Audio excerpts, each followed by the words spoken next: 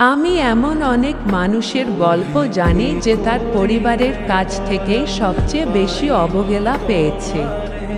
আমি এমন অনেক সন্তানের আর্তনাদ শুনেছি যে তার বাবা মায়ের কাছ থেকে ওই পরিমাণ ভালোবাসা, যত্ন, মায়া, মমতা, সাপোর্ট কোনোটাই পায়নি।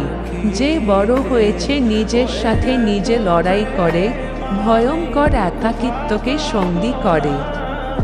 মানসিক ট্রমার মধ্য দিয়ে অবহেলা, অনাদরে কেটে গেছে যার শৈশব। যে মুহূর্তগুলো হতে পারত প্রজাপতির মতো সুন্দর, সে মুহূর্তগুলো কেটে গেছে দীর্ঘশ্বাস আর নীরব চোখের জলে। কখনো আফসোস হয়েছে একটা ভালোবাসাময় পরিবারের দিকে তাকিয়ে, যত্নশীল বাবা মাকে দেখে। মনে হয়েছে এমন সুন্দর মুহূর্ত আমারও হতে পারত, আমিও তো পেতে পারতাম। আবার কখনো বা হয়েছে নিজের প্রতি নিজের প্রচণ্ড অভিমান।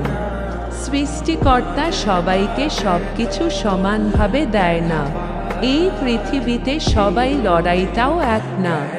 এক বুক ভালোবাসা নিয়েও কেউ কেউ অপেক্ষা করে যায় নিজের জন্য একটুখানি স্বার্থহীন ভালোবাসা খুঁজে ফিরে। আবার কেউ সেই ভালোবাসা না চাইতেও পেয়ে যায়।